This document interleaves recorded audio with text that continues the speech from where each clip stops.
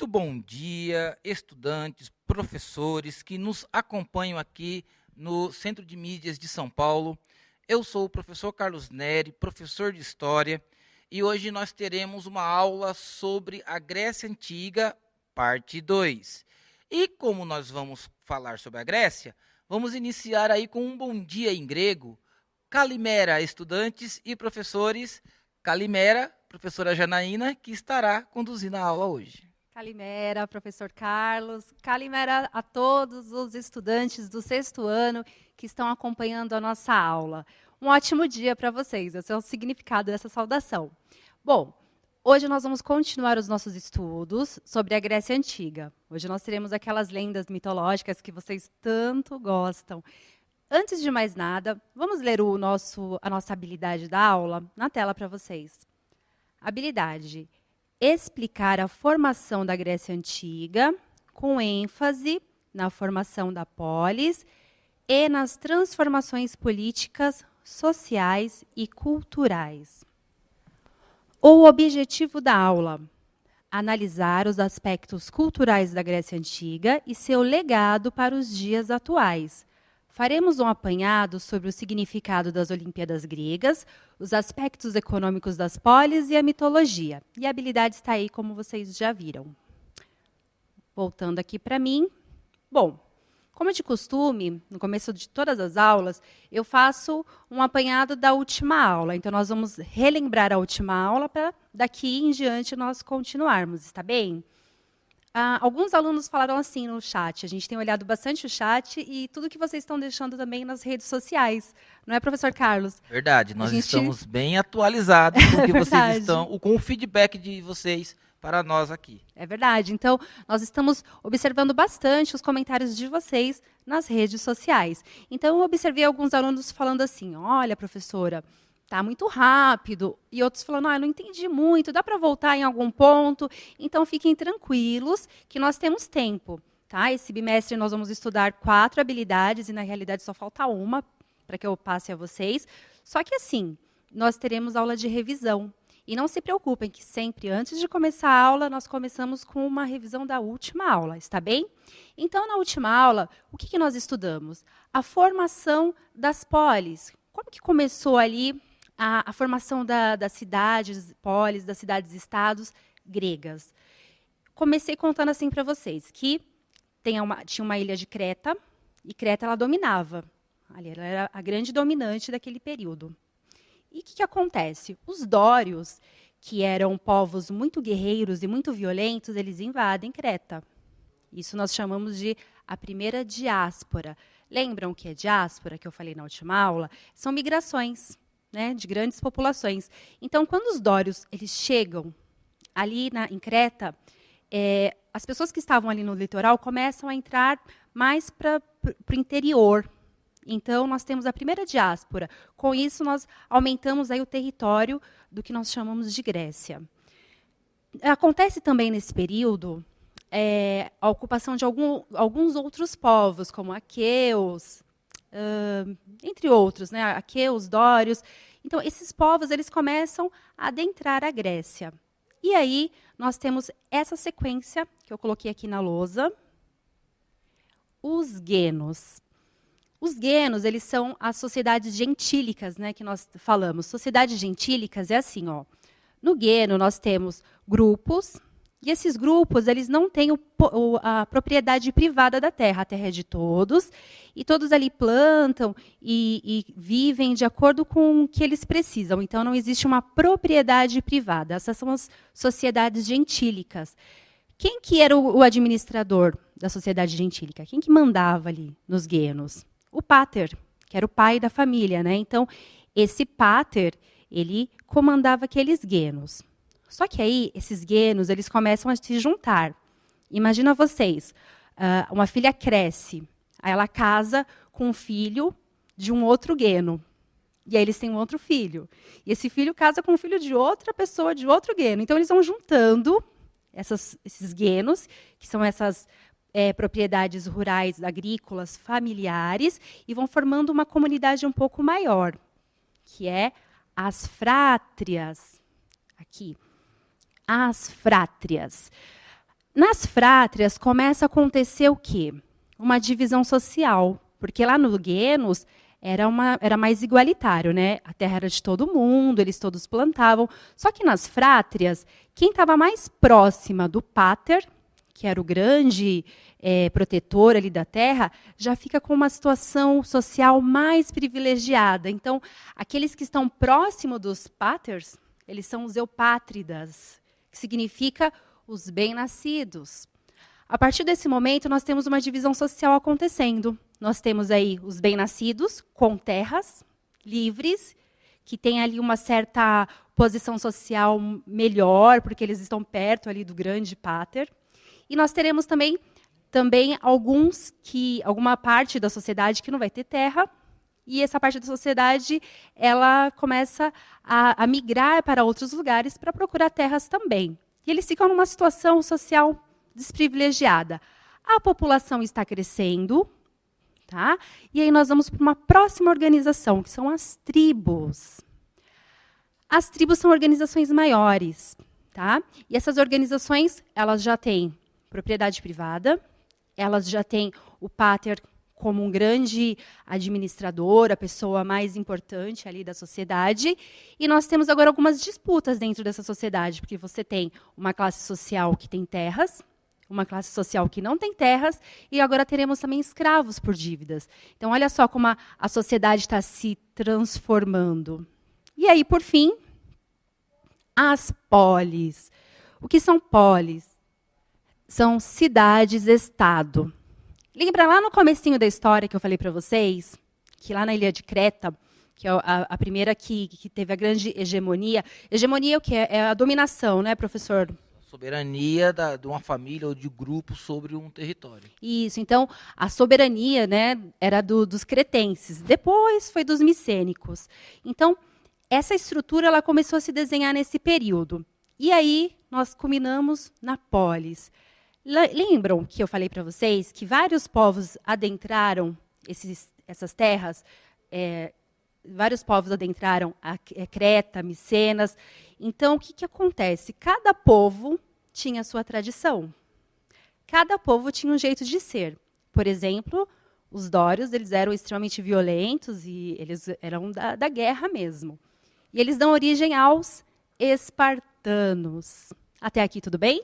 Você acha que ficou bom assim? Ficou alguma dúvida? Excelente a aula. Os alunos já estão colocando aqui no chat. Obrigado pela participação de vocês. E eles estão colocando aqui que adoram história. E nós, claro, também ficamos felizes quando os estudantes gostam de história, porque nós também somos apaixonados por história. É verdade. E, inclusive, as observações que vocês fazem, para nós, é muito valiosa, né? A semana passada eu até li algo assim, que o aluno fala, mas por que eu precisava saber que o capacete da atividade que a professora passou era da deusa Atena? Eu achei ótima essa pergunta, porque essas perguntas elas fazem com que a pessoa ela comece a questionar até o que ela está aprendendo. É importante também que vocês questionem por que eu tenho que saber disso, né?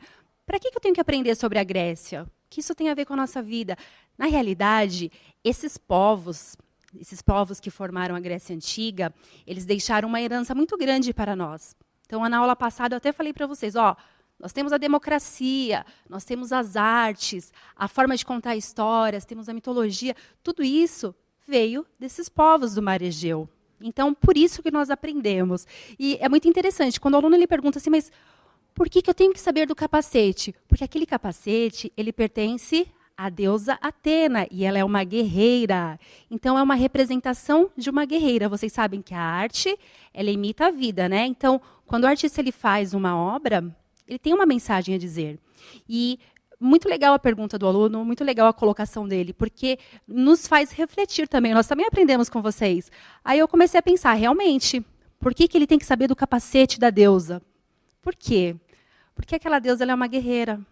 Então, o capacete era o que representava a sua postura de guerreira. E é isso mesmo, pessoal. Continua participando, deixem seus comentários, para a gente é ótimo, nós aprendemos, não é, professor? Aprendemos muito. E olha, existem muitas palavras gregas no nosso meio, né? Vocês já foram no oftalmologista? Com certeza. Por que o oftalmologista tem esse nome? Porque a palavra oftalmos, em grego, é olhos. Logia, vem de logos, estudo, palavra, verbo. Então, estudo dos olhos. Ou seja, a Grécia ainda está no nosso meio. Perfeito. E é isso aí, pessoal. Continua participando, coloquem as suas impressões na internet. A gente, sempre que possível, eu e o professor Carlos, a gente dá uma lida e a gente até se diverte, porque a forma como vocês perguntam lembra muito para nós quando nós estávamos na sala de aula, que é a mesma forma que vocês falavam conosco. E parece que quando eu começo a dar essa aula da Grécia Antiga, eu me sinto na sala de aula e eu vou lembrando de algumas perguntas que os alunos me faziam. E, então, é uma aula que, para nós, ela lembra muito a sala de aula. Bom, até aqui, nós fizemos, então, um resumo da última aula. Espero que tenha ficado claro. Se não ficou, perguntem para os professores, assistam o vídeo anterior, assistam novamente essa introdução, está bem? Então, eu vou seguir adiante. Vou colocar a questão disparadora na tela. Qual evento esportivo realizado de 4 em 4 anos teve seu início na Grécia Antiga? 3 minutos para responder. Aguardamos.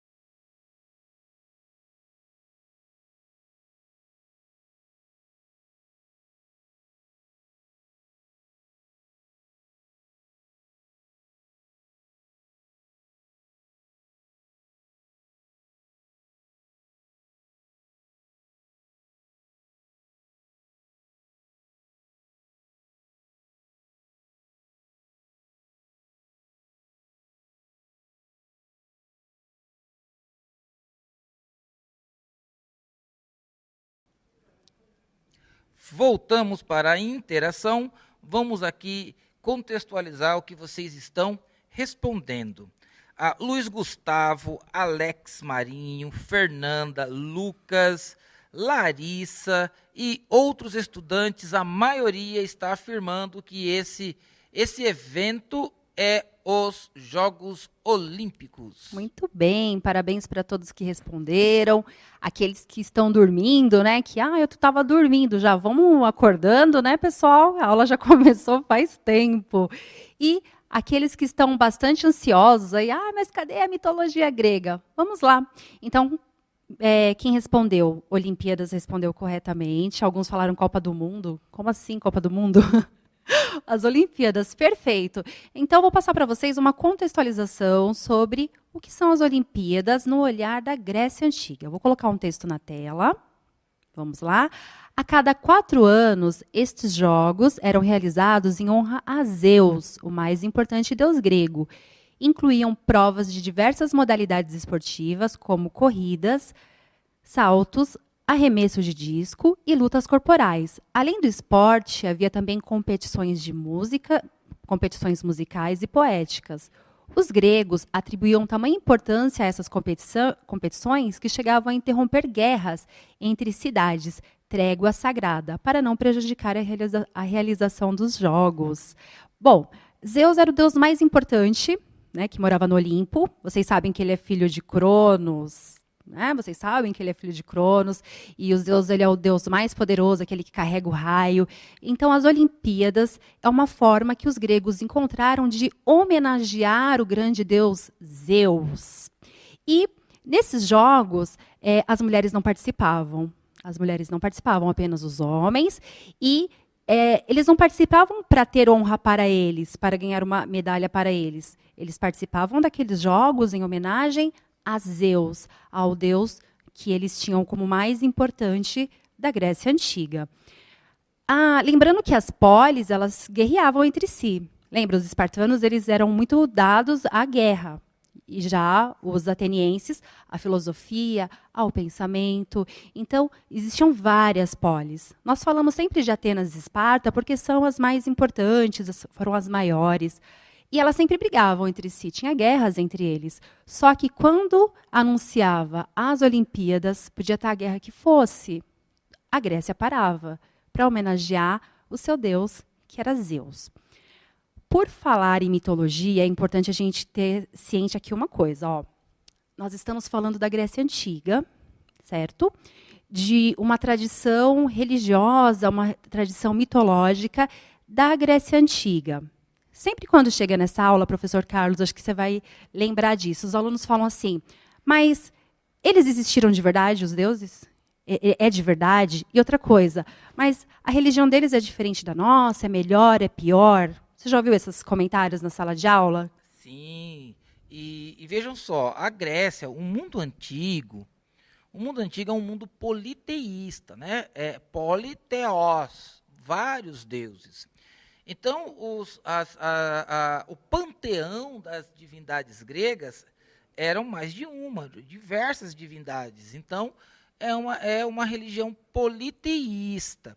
Agora, nós não podemos fazer juízo de valor sobre a religião grega, porque é claro que a Grécia, com o tempo, os filósofos que vocês vão estudar, conforme vocês chegarem no ensino médio, vão estudar a filosofia, mas vocês também, muitos já têm um certo conhecimento prévio, como Aristóteles, Platão, Sócrates. Na época dos filósofos, esse fervor religioso, essa forma de explicar toda a sociedade, a vida, a partir das divindades, dos deuses gregos, isso começa a dar lugar mais à filosofia, a olhar para o social, a olhar para a dinâmica da vida. Então, os mitos gregos fazem parte da religião da Grécia Antiga. E é assim que nós estudamos. Eles chegaram até nós, aqui no chat, muitos estudantes colocaram aí Cavaleiros do Zodíaco. Eu assisti todos os Eu Cavaleiros adorava. do Zodíaco, né? Até a saga de Elísios. falaram de Percy Jackson. Então, tem muita coisa legal sobre a Grécia que você, estudante, pode aprofundar os seus estudos. Muito da mitologia grega foi apropriado pelo cinema, então vocês vão ter várias histórias. Falando do Zeus, agora que vocês já entenderam aí a questão religiosa e depois filosófica sobre a mitologia grega, Zeus, ele é filho de Cronos, e Cronos ele começa a engolir todos os seus filhos, porque existia uma profecia que um dos filhos de Cronos mataria ele. Só que Zeus, a mãe de Zeus esconde ele, então ele não é morto. E ele volta e mata o seu pai, abre a barriga e tira todos os seus irmãos de lá, de dentro da barriga de Cronos. E aí são todos os deuses do Olimpo. Então, nós sempre falamos muito do Zeus, que é o do céu, né, é o mais poderoso, que tem o raio. Falamos muito do Apolo e falamos do Hades também. Mas, na sequência, a gente fala um pouquinho mais sobre isso. Falando sobre as Olimpíadas, nós temos um vídeo da professora Cláudia Floriano, ela é professora de Educação Física. Vou pedir para vocês prestarem atenção nesse vídeo que ela gravou especialmente para a nossa aula e, na sequência, eu vou fazer uma pergunta sobre o vídeo dela. Vou colocar na tela.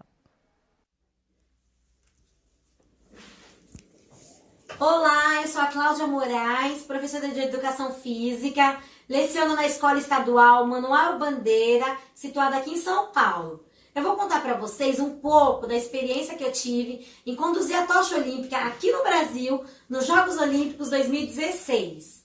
A cerimônia dos Jogos deu início na Grécia Antiga, onde o acendimento do fogo celebra a união e a paz. Os povos antigamente, eles cessavam, eles paravam as guerras para que os jogos acontecessem.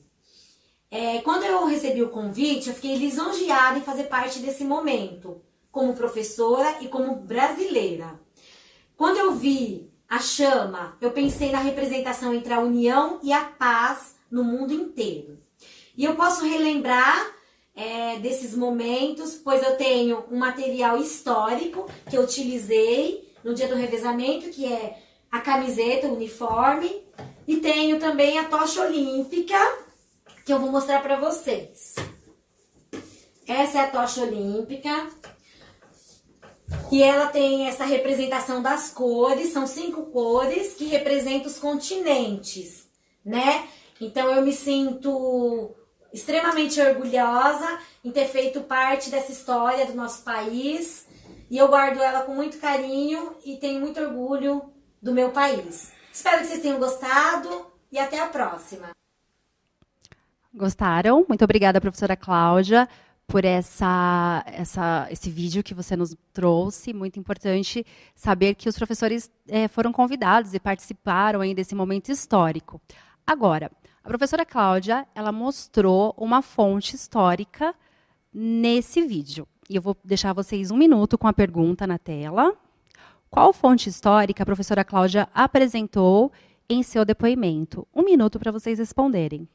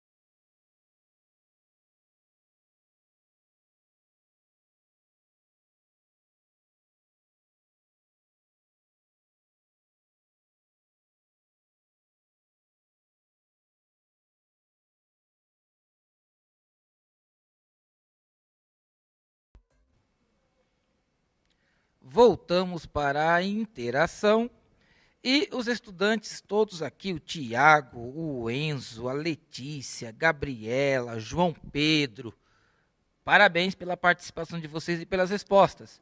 Todos estão colocando, professora Janaína, que a fonte histórica apresentada foi a tocha olímpica. Então, vamos ver na tela. Resposta correta? Muito bem, a tocha olímpica. Perfeito. Vejo que vocês estão participando bastante da aula, utilizando aí a sua atitude historiadora. Afinal de contas, nas últimas aulas nós falamos muito a respeito de fontes materiais. A fonte que a professora Cláudia nos deixou é um depoimento, é uma fonte oral, mas a fonte material que ela tem em mãos é a tocha olímpica. Eu vou contar mais um para vocês, mais uma história para vocês da mitologia. Então, havia uma mulher muito bonita. Ela se chamava Medusa. E a Medusa, ela era uma das sacerdotisas da grande deusa Atena. Então, vocês já sabem que Atena, ela é aquela deusa da sabedoria, ela é a deusa que inspira os atenienses. E Atena ela não estava muito satisfeita porque Medusa era muito vaidosa, sempre arrumando seus cabelos, até que um dia o deus Apolo toma a Medusa em seus braços dentro do templo de Atena. Então, o que ele faz? Ele vai dar umas beijocas lá na Medusa, né? Atena ficou extremamente nervosa, porque ela disse, poxa, você profanou o meu templo. Só que Apolo é um deus, né? Então ela não poderia se vingar contra ele. O que ela fez? Se vingou contra Medusa e transformou ela naquela fera, né? Que tem cabelos de cobra. E toda vez que alguém olha para Medusa, se transforma em pedra. Então, essa aí é a lenda da Medusa. No final das contas, a Medusa ela foi uma grande vítima, né, dessa história toda. Toda essa trama, né? Exatamente. Aí, nessa história, vocês começam a perceber como que os deuses da mitologia eles se aproximam, né, com os sentimentos humanos, eles se apaixonam pelas pessoas humanas, eles lutam com os seres humanos. É muito diferente a relação que os gregos tinham com os seus deuses e em relação a que nós temos com o sagrado, né? Nossa relação com o sagrado é uma, dos gregos era outra, né? Os deuses até tinham filhos com mortais. Vamos para um próximo assunto agora. A formação da polis grega. Esse texto ele está disponível no caderno do aluno, no volume 2, na página 37. Eu não vou ler esse texto todo, porque a gente está com pouco tempo. Então, vamos falar sobre as cidades mais importantes, que é Atenas e Esparta. Eu vou pedir a gentileza que vocês tirem um print dessa tela, ou olhem depois no caderno do aluno, na página 37. É importante fazer a leitura compartilhada, mas estamos com pouco tempo, então eu vou passar essa tela, está bem? Mas o texto está aí, ó. Leiam depois da aula, com os seus professores. Esse texto, aqui. Esse texto, eu vou sintetizar ele agora, nessa explicação aqui.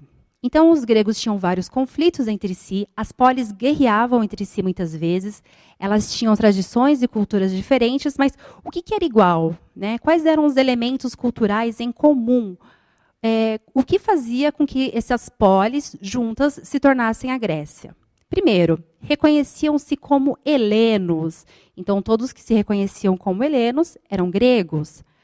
Religião em comum, que se manifestava na crença nos mesmos deuses. Por isso a importância também da mitologia grega, porque embora aquelas polis fossem diferentes, elas eram todas elas manifestavam a mesma crença nos mesmos deuses. Falavam a mesma língua, apesar dos dialetos e sotaques. É como nós, né? Nós falamos o português, mas cada estado tem a sua particularidade na língua, certo? Certo, o Rio Grande do Sul tem uma maneira de falar, o Nordeste tem uma fala. Por exemplo, aqui em São Paulo nós falamos tia, no Nordeste é tia. Tia. Então, é o mesmo idioma, mas com as suas particularidades regionais. Acontecia na Grécia também. Então, eles tinham sotaques diferentes, mas cada um, todos eles falavam a mesma língua, só que com sotaques diferentes. Mais uma tela para vocês. As principais atividades econômicas nas polis gregas, então, era o comércio e a cultura. Aquele texto que nós íamos ler, ele está todo sintetizado aqui, mas é assim, estudantes, façam a leitura. É importante fazer a leitura também, porque vocês precisam desenvolver a habilidade leitora e escritora. Um bom leitor é um bom escritor. Então, vamos lá. essa questão nós vamos ler. Aristóteles, os elementos indispensáveis à existência da cidade. Vamos lá, comigo, hein, pessoal? Não desistam. Eu leio aqui, vocês leem aí, hein? Quero ninguém dormindo. Vamos lá. Dentro do possível, a cidade deve se comunicar, ao mesmo tempo, do interior do país ao mar, em sua totalidade territorial. Para sua localização, é recomendável que a cidade esteja num lugar íngreme, levando em conta algumas considerações.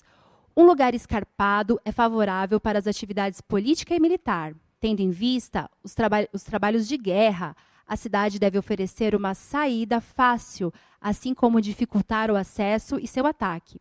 Quanto às fortificações, a solução não deve ser adotada em todas as formas de constituição. Uma cidade convém para a oligarquia ou a monarquia uma região plana uma região plana a uma democracia. Já a aristocracia não escolherá nenhum dos dois, mas um grande número de praças fortes. Então, Aristóteles ele está aqui descrevendo qual é a sua cidade ideal. E eu vou perguntar para vocês. Segundo Aristóteles, a cidade ideal ela tem que ter um lugar alto, né, para que o exército consiga verificar os inimigos que estão chegando, e tem que ter uma praça, onde os eventos acontecem, onde os pensadores vão filosofar. E para vocês, essa é uma pergunta que está no caderno do aluno, eu vou deixar 1 minuto, e me digam, como seria a sua cidade ideal?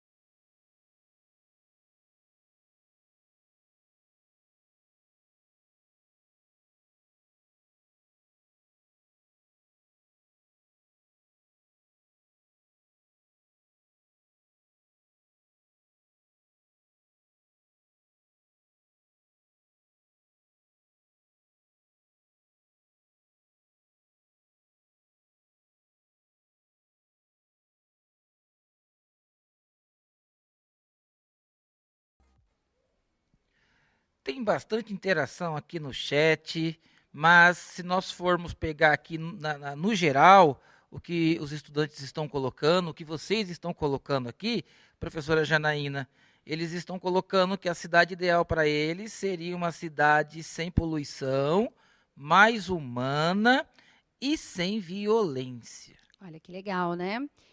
Todas as respostas estão corretas, porque é uma pergunta pessoal. Então, você vai responder de acordo com o que você acha, com a sua opinião. Então, todas as respostas são consideradas corretas, certo? E eu vi aqui ótimas respostas, alguns falando até que a cidade ideal, ela é sem pessoas preconceituosas. Olha que legal, olha que genial, né? Porque até quando nós estudamos a história, se vocês pararem para pensar, é como se eu tivesse ganhado 2 jogos, né? É como se eu tivesse ganhado um quebra-cabeça chamado Grécia Antiga e um quebra-cabeça chamado Brasil do ano de 2020. E aí você pensa, dá para montar os 2 quebra-cabeças? Os 2 são quebra-cabeças, mas dá para misturar as peças? Não dá. São peças diferentes. Então, quando nós estudamos a sociedade grega, eu não posso olhar a sociedade grega com o mesmo sentimento, o mesmo pensamento que eu tenho hoje, sendo uma pessoa do século XXI, uma pessoa que mora na cidade, que tem um estilo de vida totalmente diferente. Eu não posso, eu tenho que olhar aquela sociedade grega com afastamento e como se fosse um objeto, e apenas aprender com ela, saber o que ela está passando, o que ela me traz, quais são as contribuições dessa sociedade para nós. E afastar aquele olhar de julgamento, né? Aquela coisa, nossa, mas que estranho, eles faziam algumas coisas muito esquisitas, que histórias estranhas.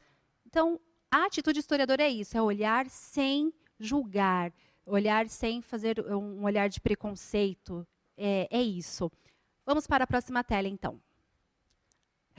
Falando de cidades ideais, a Ágora é um espaço reservado para discussão política, onde decisões de interesse da população eram tomadas. Também no centro estavam os templos, que serviam de espaço para celebrações de cultos aos deuses. A Acrópole é uma cidade alta, fica na parte mais alta da cidade, o que representava uma vantagem para a defesa de ataques inimigos. E aqui, elas, a Ágora e a Acrópole, vejam lá no alto, nós temos a cidade toda fortificada, então quem está lá no alto consegue avistar os inimigos que estão se aproximando. Belíssima essa imagem, não é, professor Carlos? Muito bonita essa imagem. Um dia nós ainda vamos lá. É verdade, assim que acabar, né, toda essa situação, nós poderemos ir para a Grécia, quem sabe, né? Vamos deixar aí como um projeto de vida. Bom, vamos para o próximo assunto aqui. Em uma palavra, o que é polis? Vou deixar alguns segundos, porque está muito fácil essa pergunta. Vou deixar alguns segundos e a gente volta, uns 40 segundos? Acho que dá para responder, hein? E voltamos. Vamos lá, estudantes. O que a palavra polis significa?